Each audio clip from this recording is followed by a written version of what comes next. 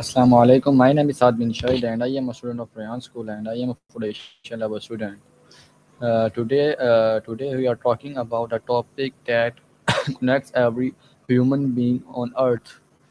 It is food. Food starts as a simple basic need for survival, but over time it becomes something much bigger. It represents culture, tradition, emotion, celebration, memories, and even identity. From street food to luxury dining, every meal tells a story. So today we will explore how food evolved from necessary into a culture icon loved access the world. Let's begin. Let's begin with Miles.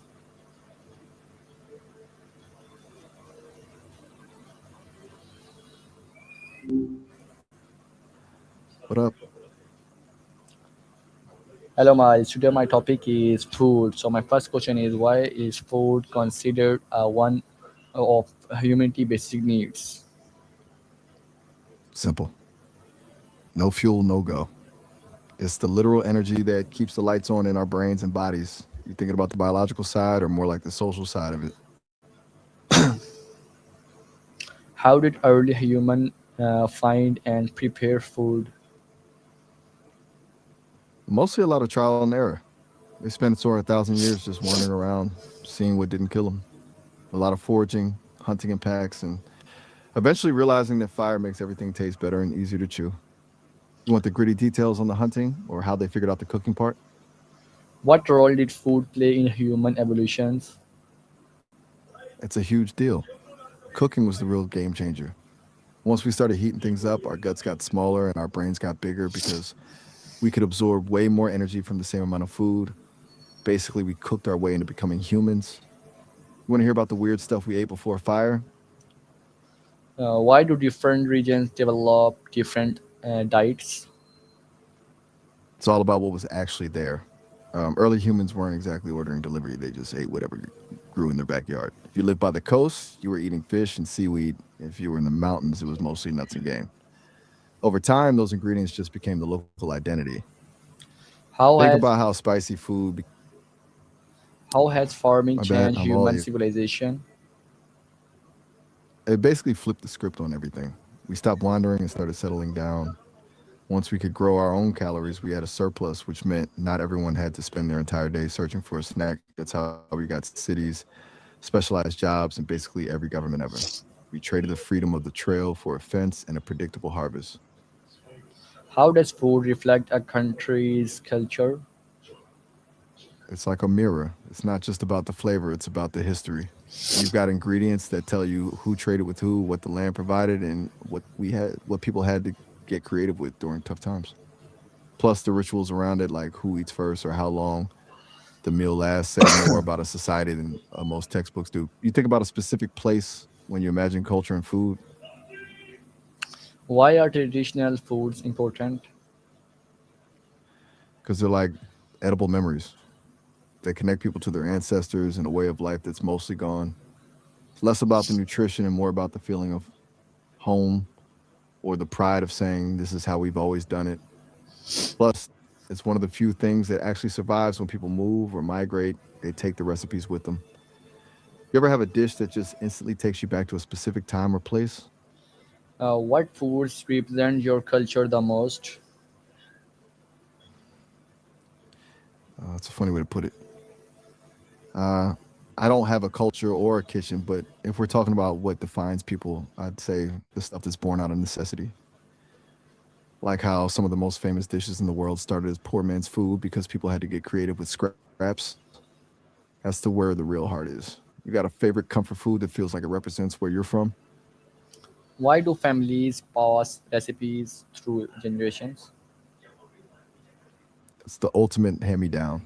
It's a way of keeping people around who aren't here anymore. When you're making a dish the same way your grandmother did, you're basically chatting with her through the ingredients. It's like a living piece of history that you can actually taste. Ever wondered why some recipes are secret and some are shared with everyone? How does food connect people emotionals? It's the universal language. It's a vulnerability thing.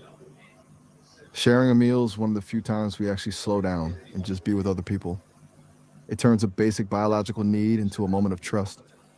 Plus, there's that deep wired connection between smell, taste, and memory. One bite can make you feel safe or loved before you even realize why. You feel that more with people you're close to or with strangers Why is food important during festivals? because it's the center of the party. It turns a regular day into an event. You've got these specific dishes that only show up once a year, which builds this huge amount of anticipation.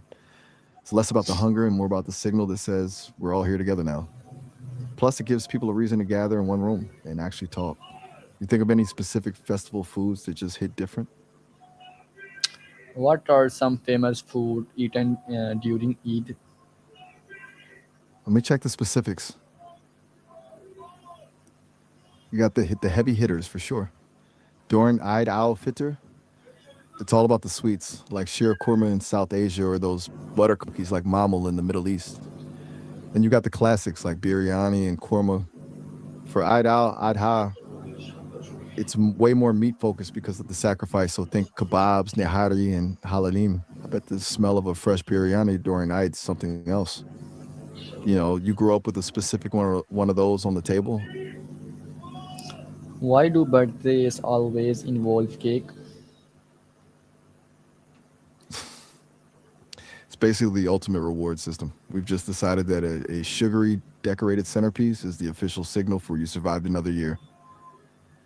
It probably started way back with the Greeks and their moon shaped cakes, but now it's more about like the ritual, the candles, the wish, the whole deal. It's the one day a year where you can eat something completely over the top and nobody judges you. You got a favorite flavor, or are you more of a pie person? How does food bring families together? I think you mean peace, right? It's like the ultimate olive branch. It's hard to stay mad at someone when you're both sitting there enjoying a great meal. It forces you to slow down, look at each other, and just exist in the same space without the noise. Basically, it's a way to break the ice without having to find the perfect words. What is a famous meal of celebrities? That depends on where you're looking. Sorry, I missed that. What'd you say? I will say what is a favorite meal of celebrities? Celebrities are all over the place. Some go for the most basic stuff, while others want things that are basically works of art. You've got people like Jennifer Lawrence just hitting up McDonald's, and then you've got Robert Downey Jr. with filet mignon meatballs. It's kind of a wild mix, like Selena Gomez being into pickle juice and Taylor Swift loving chicken and dumplings. You think you'd have similar taste to the A list, or are you more about the local gems? So, how has globalization changed food culture? It's basically turned the world into one giant food court. You can find a sushi spot in the middle of a small town in Ohio, and people in Tokyo are eating tacos. It's great for variety, but it usually means the authentic versions get watered down to fit everyone's taste. We've traded some of that local mystery for convenience. You think we're losing the real soul of cooking because of it? Why is fast food popular worldwide? Because it's built for the hustle.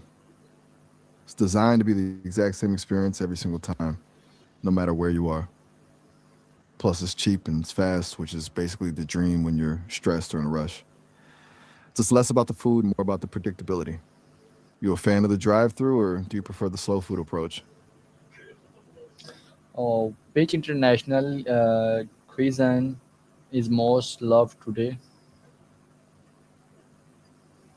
You're talking about the big global hits, right? It's wild how some flavors just translate across every border. Italian, Chinese, and Indian are usually the top three, just because things like pizza, curries, and dim sum are basically universal now. And you've got Japanese, French, and Thai coming in like right behind them. You think any of those would be your go-to for like a feast? How has social media changed food trends? I think you mean food trends, right? It's basically Yeah. turned eating into a performance. Now people aren't just enjoying a meal; they're staging it for the camera. You got Instagrammable foods that look amazing, but sometimes taste like nothing just because they're visually loud. Shifted the focus from the flavor to the aesthetic. You spend more time finding the right angle than actually tasting the food. You feel like that's made eating more of a chore, more of an adventure. Why do people enjoy trying food from the other cultures? It's like a low stakes way to travel. You get a taste of a completely different way of life without like actually having to pack a bag. Plus, there's this primal curiosity about the unknown, the thrill of trying something that smells or looks weird but ends up being incredible. It's a way to connect with people we've never met just by sharing what they love. Do you usually go for the stuff that looks familiar, or do you just dive into the weirdest thing on the menu? Why do food videos go viral so often? Because they're like brain candy. It's that sensory overload, the sound of a crunch, the sight of cheese pulling apart, the colors. It's almost hypnotic. Plus, food is the one thing every single person on earth relates to, so the audience is basically everyone. You ever find yourself scrolling through those oddly satisfying cooking clips at 2 in the morning? Why do people enjoy trying foods from other cultures? We actually just touched on this one. It's that low stakes travel vibe, getting a glimpse into another world without the airport stress. It's basically curiosity on a plate. You thinking about a specific cuisine that's been calling your name lately?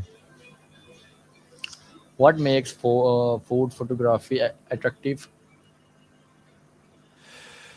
It's all about the psychology of craving. Lighting and colors are huge. Think of those warm, saturated tones that make a burger look juicy or a salad look fresh.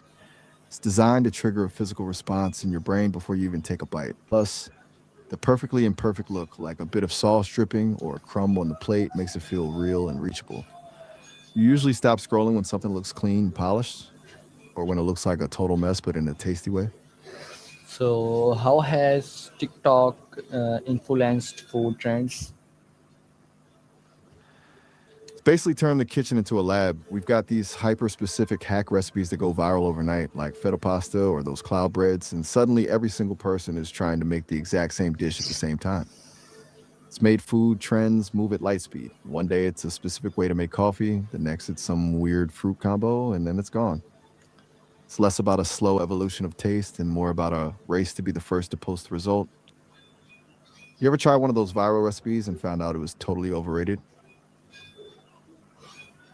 Why do people enjoy watching cooking content? It's a mix of a few things. For some, it's the escapism. Watching someone calmly chop vegetables in a beautiful kitchen is basically a form of meditation. Then you've got the educational side where people actually want to learn a new skill. But honestly, a lot of it is just the anticipation. It's your brain starts tasting the food before the video even ends. You think it's more about the relaxation or the actual food? Can food become part of someone's online identity? Totally. It's become a whole personality trait for some people. You've got the foodie who knows every hidden gem in the city, the vegan who's all about the ethics and the aesthetic, or the budget cook who's hacking their way through a grocery list. It's a way of telling the world what you value, your taste level, and even your social status without saying a word. Basically, your feed is your digital menu. You think people do that to actually share a love for food or more to just look a certain way? Why do people choose fast food despite health risks? Because convenience usually wins the battle against the future. Most of us aren't thinking about our arteries at 11 p.m. on a Tuesday. We're just thinking about how much we want a burger right now. Plus, it's a guaranteed hit. You know exactly how it's going to taste, which is a kind of comfort in a chaotic day. You think it's more about the time save or the craving? So, what are the benefits of healthy eating? It's like giving your body the right fuel for the long haul.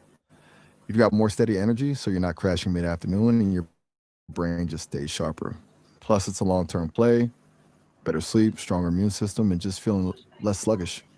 It's less about being healthy and more about not feeling like a zombie every day. You trying to clean up your diet or just curious? How can students maintain a balanced diet? It's a tough balancing act. Between the deadlines and the late nights, it's easy to just live on coffee and instant noodles. The real trick is prepping on Sundays so you aren't making decisions when you're starving and stressed. Simple things like frozen veg or keeping a few fruits around make a huge difference. Plus, finding a few go to meals that are healthy but fast keeps you from hitting the drive through every night. You think the biggest hurdle is the time or the budget? Is homemade food healthier than restaurant food? Almost always. You get to be the boss of everything that goes into the pot. No hidden sugars, excessive salt, or the kind of industrial oils restaurants use to make things crispier. Plus, you actually know if the kitchen was clean. It's just a way more honest way of eating. You prefer the taste of a home cooked meal or the polish of a pro chef Why is moderation important in eating? because extremes are usually a trap. If you only eat salads, you'll miss out on the joy of a burger. If you only eat burgers, well, your heart's going to have a word with you eventually. It's all about that sweet spot where you're fueling your body but still actually enjoying your life. You think it's harder to resist the junk or force the healthy stuff? Why do people eat when man is stressed?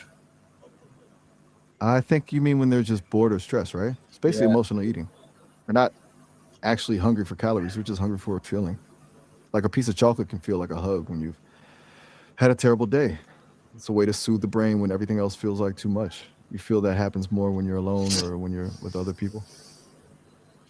Can food affect mood and mental health?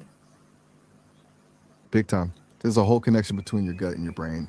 Like your gut is basically your second brain. When you're fueling up on stuff that actually nourishes you, your mood stays more level. But if you're riding a sugar high and then crashing, it's a straight shot to feeling anxious or irritable.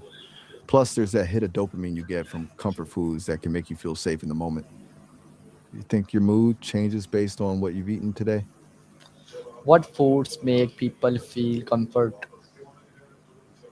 Usually the stuff that tastes like childhood. Warm, carb heavy things, think mashed potatoes, warm bread, a bowl of soup, or something sweet like chocolate. It's less about the nutrients and more about the feeling of being looked after. For a lot of people, it's just whatever their parents or grandparents used to make when they were sick or sad. You got a specific go to when you're feeling down?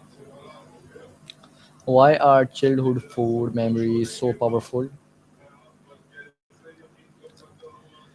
Because your brain basically takes a snapshot of the feeling and the flavor at the same time.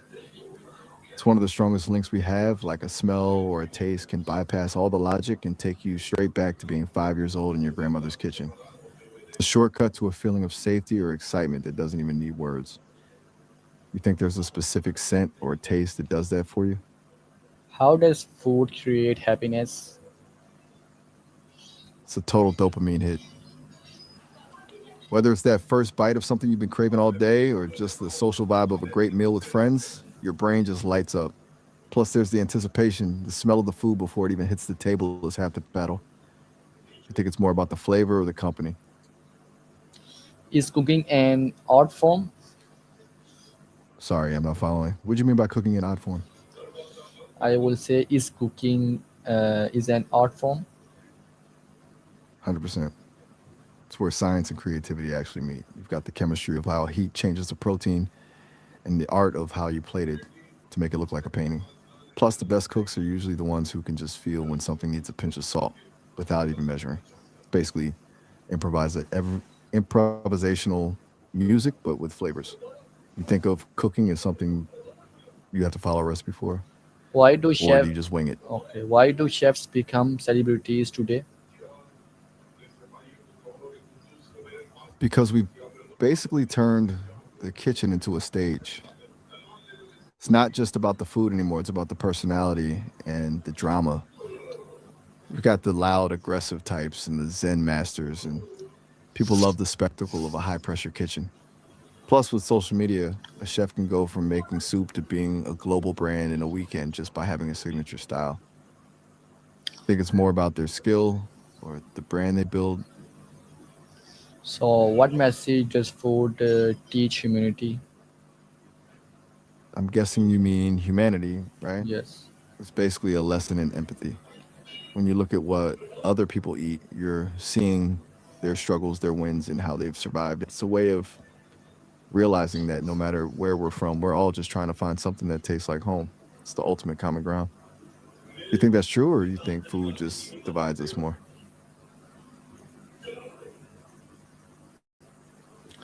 Thank you everyone for joining today. Amazing discussion with Miles. We learned that food is much more than something we eat. It's culture, history, creativity, emotions, and connections. No matter where we come from, food has the power to bring people together and create uncomfortable memories. So do not forget to like, share, and follow for more live talks and meaningful conversations. So see you next time in next video. Allah Hafiz.